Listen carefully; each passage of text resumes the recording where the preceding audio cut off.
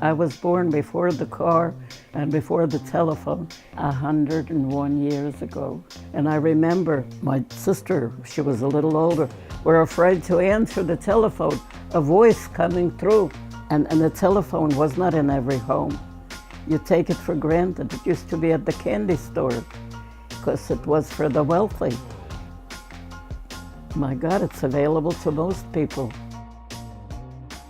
I was born in Russia, 1917. So I was born in the year of the revolution, which changed the country upside down. But people in Russia used to say, oh, it's a wonderful country, and you can just pick money in the street.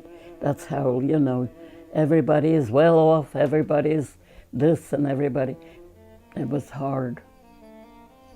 We were never rich, so it was hard growing up. My father was a rabbi. It made it very difficult for them. They're against religion of any sort, and Jewish religion in particular. My mother was instrumental mostly in our getting out of country. My mother worked very, very hard, and she didn't confide in me. I was about 12 to 13. It was in 2 years evolved that our two relatives, an aunt on my father's side and an aunt on the other side, and my mother worked very hard to get us escaped from Russia. They didn't want to keep you, and they didn't want to let you go. We escaped on a horse and buggy in the middle of the night because it was a secret, almost at the borderline. They asked us for the papers every now and then. You had to show the papers that we were able to go. And the papers were not to be found. And they misplaced it. They hid it. We were all crying and would hate to go back to Russia. We were on our way to America, which was counted as the most enlightened country, and I think it still is. Anyway, and we were crying, and sure enough, they started throwing out the books out of the wagon. I remember that. They were found on the ground. Fell out of one of the Gemorahs, the Torah. And from there we took a boat. America did not want anyone to be not healthy. They had to examine, and if there was something wrong with you, they would turn you down. So fortunately, we were all very thin and healthy. It was such a wonderful experience, so different from Russia. The milkman would come, the iceman.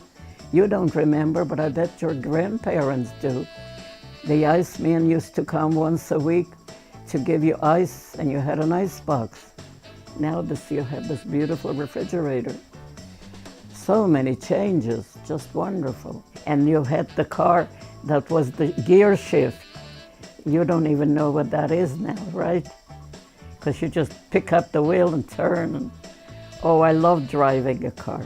My husband started teaching me first. Well, I sort of knew him as a more or less of a friend too. And I liked him, I loved him, and we mutually liked each other, and we understood each other. But he died younger than he should have, and I don't know why. We ate the same thing, we did the same thing. But he was wounded in the war, World War II. My husband never told me too much what was going on, but he was right in the midst of it. He would write me, the day is beautiful, and the sun is shining, and the water is, it's so lovely here, and I miss you all and all that. But he never really would, he would write it in the middle of the fight. So I never knew it except by the papers I followed, and his friends were a little more articulate. So he never really wrote too much about the war itself and the terrible things about it. Maybe that speeded it on, I lucked out. And I did smoke when everybody smoked. Smoking wasn't such a terrible thing. At a party, you smoked, you had to have a cigarette. And I love a drink now and then. And those are my major things. I don't do too much.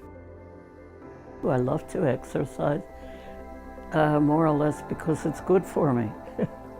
I do realize what's good for one. To be absorbed in what you do and like it, like what you're doing. And it happens to be, for me, painting mostly. I used to like to draw a lot. And I had a school right near us. The teacher was very friendly, and her brother was an artist, was sort of an inspiration to me. And I loved to see the likeness and the portraits that he used to paint. And I started painting.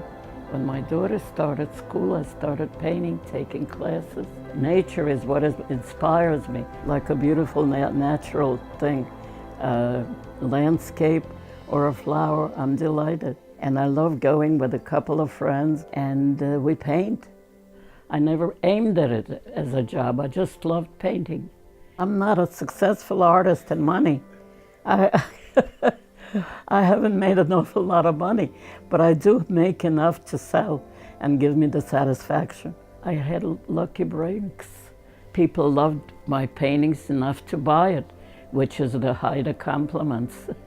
People want to pay for something to live with and they tell me they love it. It's a wonderful feeling. There is a lot of joy in painting. It's not like a book, a page turner, but you finish with it. With painting, you get so absorbed that you just forget about everything. And you continue. I'm going to have an art show at the Mainline Center of Arts. They invited me to show with several other artists, which is sort of a highlight in my life. I think every artist likes to show their work, and that is one satisfaction. This century, I think, is the most interesting. I know my mother's, and certainly she didn't have the freedom that I had, and my family has even more pleasures and freedom. I loved the advantages for women and what they have gained in this century. I am all for it, and I'd go out and I'd march again.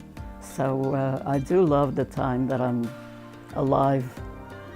It's a miracle century. The car and the cell phone, they're miracles. It's like in a fairy tale. You know, the king turns on the music or and the radio and television. What more? Whatever you want to know, you can find out on your cell phone. You don't need to carry an encyclopedia. And I think that is really the most important and the most wonderful thing. And everybody has a cell phone, right? I'm happy to be alive. I would like to be a good person and help in some way, any way I could. We're all queens and kings. To have everything at our disposal, to drive a car on a beautiful day is such a pleasure. What more can I say?